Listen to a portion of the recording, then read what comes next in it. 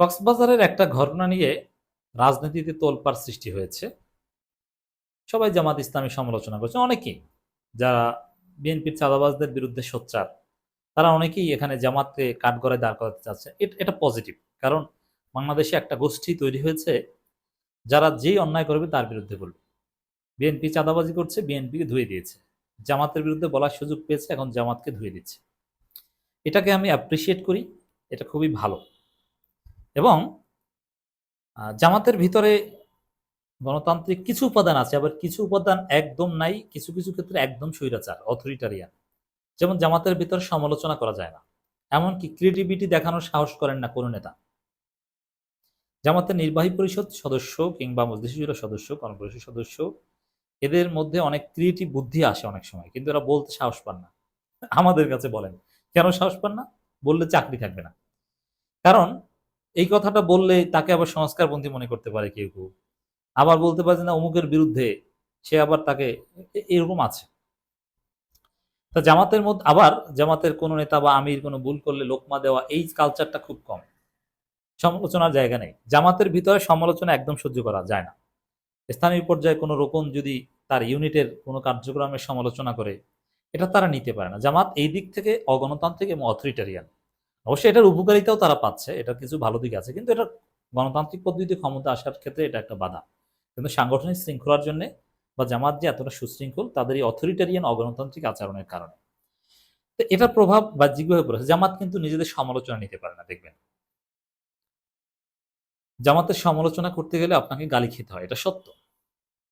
কিন্তু একটা জেনারেশন তৈরি হয়েছে যারা গালি খেলেও যেই অন্যায় করবে তার বিরুদ্ধে সমালোচনা করবে। এটা ভালো, আমি অ্যাপ্রিসিয়েট করি। আমি নিজেও সমালোচনা করি জামাতের অনেক ক্ষেত্রে, কিন্তু যেটা সমালোচনা না সেটা সমালোচনা হিসেবে চালিয়ে দেওয়ার বিরুদ্ধে। আমি ভূমিকা এই কথাগুলো বললাম এই কারণে, ভাই আমি নিজেই জামাতের সমালোচনা করতে প্রস্তুত বা জামাতের সমালোচনা করি। এবং আমাকে জানেন, আমার আমি আমি সবচেয়ে বেশি গালি খেয়েছি আহলে হাদিস এবং জামাতের। অবাক হচ্ছেন না? জামাতের রোপণ বিশাল দাড়ি, এ অকথ্য ভাষায় গালাগালি করে। এটা অবশ্য বাঙালি জাতির সমস্যা, এটা শুধু ওই জামাতের সমস্যা না। তবে জামাতে ওই যে গণতন্ত্র নয়, এই কারণে তারা সহজে রেগে যায় এবং তাদের মধ্যে একটা পিউরিটান সেন্স আছে যে না, তারা ভুল করতে পারে না। এ কারণে জামাতের সমালোচনা করা কঠিন, আমি জানি। তারপরও বর্তমানে যে অবস্থা তৈরি হয়েছে, তাতে জামাত সমালোচনা হজম করতে হবে। সমালোচনা সহ্য করে, যারা সমালোচনা করে তাদের রেসপেক্ট করে পরিস্থিতি ডিল করতে হবে। এটা যদি না করতে পারেন, মারা খাওয়ার জন্য রেডি থাকেন। তো দর্শক, সহজ কথা, জামাতের কোনো জেলা আমির, কেন্দ্রীয় নেতা অন্যায় করলে তাকে আমরা বহিষ্কারের দাবিও করব। অথচ এই কথা বললে জামাতের লোকজন আকাশ থেকে বলে, ওই বাবা এটা কি কথা ভাই, জেলা আমির অন্যায় করতে পারে আবার তাকে বহিষ্কার হতে পারে? সামনে দেখবেন কত কিছু হয়। আপনাদের মতো তো রাজনীতি চলবে না ভাই। তো কক্সবাজার একটা ঘটনা ঘটেছে, একজন লোক নিহত হয়েছে, তিনি বিএনপি করতেন। কিন্তু বিএনপির অফিসিয়াল ফেসবুক পেজ থেকে, বিএনপি মিডিয়া সেল থেকে প্রথম প্রপাগান্ডা শুরু হয়েছে যে জামাতের লোকজন বিএনপি নেতাকে হত্যা করেছে পরিকল্পিতভাবে, এটা বলছে। তারপরে বিভিন্ন মিডিয়া রিপোর্ট করা শুরু করেছে জামাত নেতার হাতে বিএনপি নেতা খুন। অনেক অ্যাক্টিভিস্ট ও নিরপেক্ষ যারা, তারাও প্রশ্ন তুলছে যে জামাত কেন ব্যবস্থা নেয় না, জামাতও খুনের রাজনীতি করছে, সমালোচনা করছে। আমি এই সমালোচনাটাকে অ্যাপ্রিসিয়েট করি, কিন্তু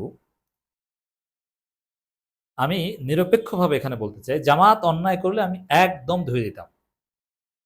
যেমন সিরাজগঞ্জের উল্লাপাড়ায় সম্ভবত সরকারি একটা পরিত্যক্ত অফিসকে জামাত তাদের সাংগঠনিক অফিস বানিয়েছে, ছোট্ট একটা ইউনিট। যে কারণেই হোক না কেন, এটা মারাত্মক অন্যায় করেছে।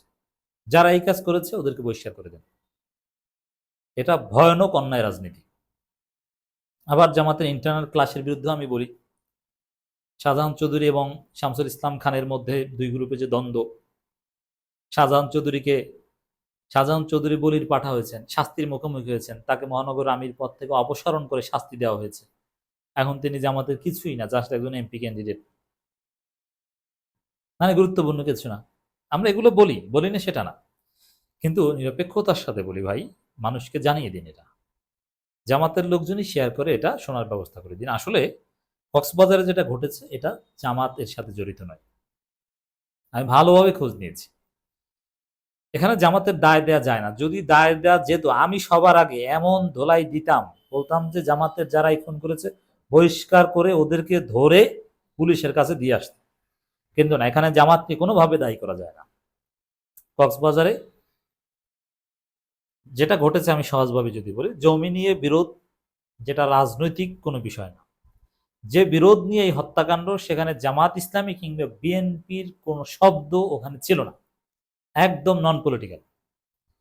এবং হ্যাঁ, এই বিএনপি যে আকাম করে সবগুলো কি পলিটিক্যাল না, অনেকটা আকাম আকামি। কিন্তু সমালোচনার জায়গাটা হচ্ছে যে আপনি আপনি জামাত করেন, আপনি বিএনপি করেন, এজন্য আপনি সমাজে গুরুত্বপূর্ণ বা আপনার পাওয়ার আছে, আপনি এই পাওয়ার খাটিয়ে আকামটা করছেন কিনা। যেমন বিএনপি যে চাঁদাবাজি করছে, এই চাঁদাবাজি করছে কি হিসাবে? বিএনপি নেতা হিসাবে।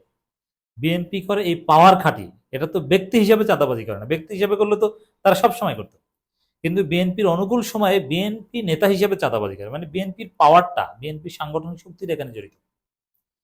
কিন্তু কক্সবাজার যে ঘটনা ঘটেছে, সেখানে জামাতের পাওয়ার, বা তিনি জামাত করেন, বা তিনি জামাত নেতা, ফোন দিয়েছেন, জামাতের লোকজন দৌড়ে এসেছে তার বিপদে, এরকম কোনো ঘটনা ঘটেনি। বরং এখানে বিএনপি আকাম করেছে, বিএনপি দায়ী।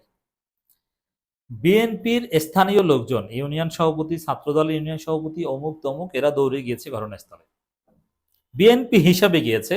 তারা বিএনপি করে, তাদের পাওয়ার আছে, গুরুত্বপূর্ণ, এই হিসাবে গেছে।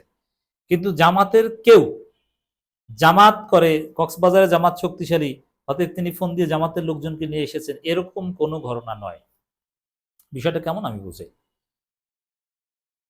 বজ্রপাতে বা সড়ক দুর্ঘটনায় একজন লোক নিহত হল, সে লোকটা জামাত করে। এখন যে জামাত কর্মী বজ্রপাত কিংবা সড়ক দুর্ঘটনায় নিহত হয়েছে, তিনি কি জামাত করার কারণে বজ্রপাতে কিংবা সড়ক দুর্ঘটনায় নিহত হয়েছেন? না। এই বিষয়টা এরকম যে ওখানে যে লোকের আঘাতে বিএনপির এক লোক নিহত হয়েছে, সেই লোক জামাত করে, খুনি জামাত করে, এটা ঠিক।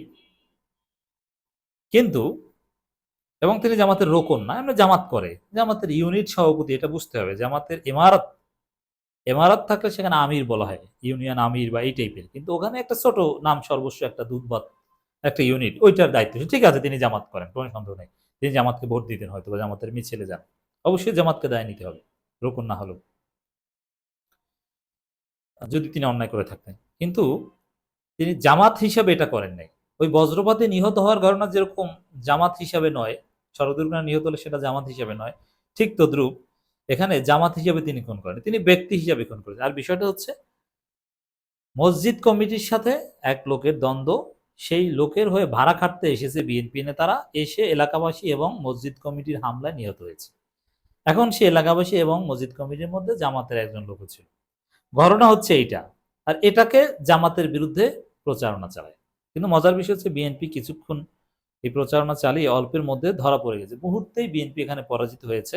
সঠিক ঘটনা মানুষ জেনে গিয়েছে, জামাত ইসলাম ওই বিবৃতি দিয়ে জানিয়ে দিয়েছে ঘটনা আসলে এইটা, এখানে জামাতের সম্পর্ক নেই। আর বর্তমান বাস্তবতায় দায় এড়ানোর রাজনীতি করার সাহস জামাতও পাবে না। জামাতের কেউ আকাম করলে জামাত ঠিকই সাথে সাথে বহিষ্কার করতো, কারণ জানে যে জামাত হিসেবে যদি সে জড়িত হতো, তারপরে যদি জামাত দাঁড়ানোর চেষ্টা করে, তাহলে জামাতের রাজনীতি ১২টা বাজিয়ে দিবে ওই নিরপেক্ষ বিশ্লেষক, সমালোচক, অ্যাক্টিভিস্টরা, আমরা ১২টা বাজিয়ে দিব। অতএব দর্শক, এখানে জামাত নির্দোষ। দোষ থাকলে আমি অবশ্যই তাদের বিরুদ্ধে কঠিন ভূমিকা পালন করতাম বা করব।